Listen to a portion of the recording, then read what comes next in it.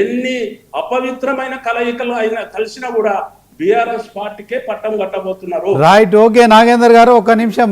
శివకుమార్ లాల్ గారు, మొత్తానికి BJP BRS Congress పై చేస్తున్న ఆరోపణలు కావచ్చు ఈ డిబేట్ ద్వారా మరి మీరేం చెప్తారు? ఇప్పుడు ఫస్ట్ బీజేపీ నాయకుడు ఏదైతే వాసుదేవరావు నిజంగా కూడా వ్యక్తిగతంగా మంచి వ్యక్తి.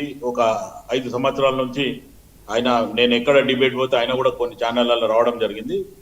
బీజేపీలో ఒక సిద్ధాంతపరంగా ఉన్న వ్యక్తి, రైట్. కానీ ఆయన కూడా ఈ రోజు వాసుదేవరావు అంటే ఒక మంచి అభిప్రాయం ఉన్న వ్యక్తి. ఆయన కూడా ఈ రోజు రేవంత్ రెడ్డి గారి మీద ఏదైతే కాలేజీల పైన కానీ అది చేయడం కానీ, ఇది ఇంకోటి. రెండోది ముస్లింల పరంగా మాట్లాడుతుండ్రు.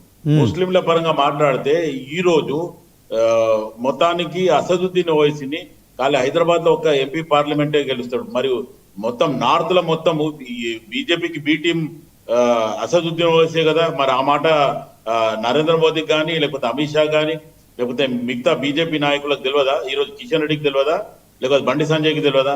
ఈరోజు మొత్తానికి దేశం కోసం, ధర్మం కోసం అని రెచ్చగొట్టడము. దాని తర్వాత ఈరోజు బీజేపీ అనేది మర్చిపోయి నమో నమో అని చెప్పి నరేంద్ర మోదీ జపం చేస్తే బీజేపీ నాయకులు ఇగో ఈ రకంగా తయారైంది. ఇటు శివకుమార్ గారు, ఇండియన్ ముస్లిం కాంగ్రెస్ అని బండి సంజయ్ చేసిన ఆరోపణలు ఎట్లా వస్తారో అదే క్రమంలో కాంగ్రెస్కు బీజేపీకి మాత్రమే పోటీ అని చెప్పి కూడా బండి సంజయ్ గారు అన్నారు. ఓవరాల్ గా బండి సంజయ్ గారు భ్రమలో ఉన్నారు. శ్రీనివాస్ గారు, ఫస్ట్ ఆఫ్ ఆల్ ఆయన ఒకవేళ చదువు రాకపోతే చదువు నేర్చుకోమని. ఐఎన్సీ అంటే ఇంటర్నేషనల్ కాంగ్రెస్, ఆయన ఐఎన్సీని ఐఎంసీ చేస్తా అంటే ఆయన రిజిస్టర్ చేసుకోవడానికి ఆయనకు లేదు. బహుశా ఆయనకు ఆ అవగాహన, ఇది ఒక మంత్రి పదవిగా ఉండి కూడా ఆయనకి కొన్ని సందర్భాలలో బహుశా అనే రకంగా అట్లా మాట్లాడుతుండేమో. కానీ ఇండియన్ ముస్లిం కాంగ్రెస్ అనేది ఎక్కడ లేదు. ఆయన కొత్తగా ఏదో బిరుదు ఇచ్చుకుంటే ఆయన పేరు మీద కొత్త బిరుదు ఇచ్చుకోమని చెప్పండి.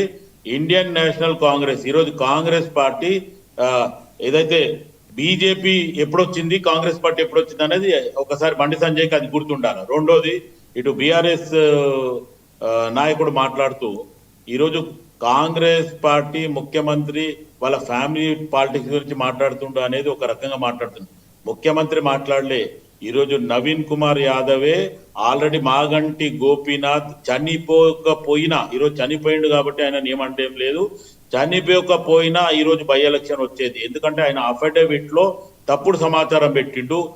రెండోది, ఆయనకు ఎవరైతే మాగంటి సునీత ఉందో ఆయన సెకండ్ వైఫ్ అని కూడా ఎక్కడ కూడా ఆయన ప్రస్తావన తీసుకురాలే.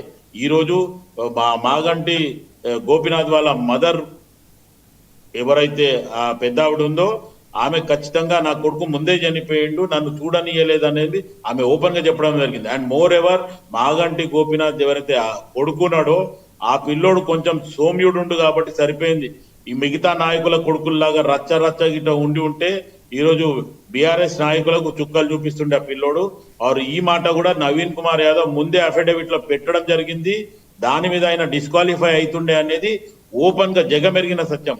కానీ ఈరోజు ఆయన చనిపోయిండు కాబట్టి ఖచ్చితంగా దాని ప్రస్తావన పోను అని చెప్పి నవీన్ కుమార్ యాదవ్ ఏవైతే మా కాంగ్రెస్ పార్టీ క్యాండిడేట్ ఉండో దాన్ని విత్డ్రా చేసుకోవడం జరిగింది. కానీ ఈరోజు కాలక్రమేణా ఈరోజు బీఆర్ఎస్ క్యాండిడేట్ కి, ఇటు సునీతకి ఆ ఉచ్చు ఆమె మెడకు చుట్టుకుంది. ఆల్రెడీ ఈసీ దగ్గర పోతే కూడా ఈసీ ఏమన్నారు, మీరు ఈ విషయం ఏమైనా ఉంటే కోర్టులో చూసుకో అని చెప్పి ఈసీ సునీత గారినే ముందుకు సాగనిపించారు. కానీ ఇదే ఇప్పుడు చేస్తున్న పని వాళ్ళు ఇంకొక నెల రోజుల ముందు కనుక చేస్తుంటే ఈరోజు సునీత గారు డిస్క్వాలిఫై అవుతుండే, బీఆర్ఎస్ కి క్యాండిడేట్ దొరకకపోతుండే. మళ్ళీ ఇలా క్యాండిడేట్ ఎవరైతుండే అంటే పీజీఆర్ తనయుడు విష్ణువర్ధన్ రెడ్డి మళ్ళీ క్యాండిడేట్ అవుతుండే. ఆ దిశగా వీళ్ళు ప్లాన్ కూడా చేసి పెట్టుకున్నారు. కేటీఆర్ గారు తెలుసు బహుశా. రైట్, ఓకే శివకుమార్ గారు, మొత్తానికి బీఆర్ఎస్ నాయకుడికి తెలుసా తెలియదా నాకు తెలియదు.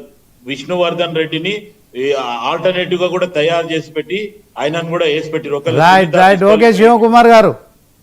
మల్లేశ్వర్ గారు, ఓవరాల్ గా ఏం చెప్తారు డిబేట్ లో? మొత్తానికి బీజేపీ వర్సెస్ కాంగ్రెస్ అని బండి సంజయ్ అంటున్నాడు. సో బీఆర్ఎస్ మేమే గెలుస్తున్నామని చెప్పి మరి బీఆర్ఎస్ నాయకులు అంటున్నారు, నాగేందర్ గారు. సో ఫైనల్ గా మీ విశ్లేషణ ఏంటి చెప్పండి. ముందుగా ప్యానల్ ఉన్నటువంటి మిత్రులకు మరి 99 ప్రేక్షకులకు నమస్కారం. మరి అదేవిధంగా ఈరోజు జన్మదినం జరుపుకుంటున్నటువంటి రేవంత్ రెడ్డి గారికి, ఎందుకంటే రేవంత్ రెడ్డి గారికి కాంగ్రెస్ పార్టీ బతికి బట్టగడుతుందా అనుకున్న క్రమంలో మరి మాణిక్ ఠాగూర్ ఈరోజు ఆయనను పిసిసి ప్రెసిడెంట్ గా చేయడము, ఒక రకంగా కేసీఆర్ కు ఢీ కొట్టే నాయకుడిగా ఎదగడము, ప్రజలు నమ్మడము, అధికారంలోకి రావడము, ఇవన్నీ చక్కగా జరిగిపోయినాయి. ఏదేమైనప్పటికీ కూడా రేవంత్ రెడ్డి గారు ఒక విజయంలో ఉన్నటువంటి నాయకుడు అనేది విద్యార్థి దశ నుంచి కూడా చూస్తా ఉన్నాం. కానీ ఇక్కడ ఉన్నటువంటి పరిస్థితులు కొంత మరి ఒక అడుగు ముందుకు 4 అడుగులు వెనుకనే పద్ధతిలో ముందుకు పోతున్నా.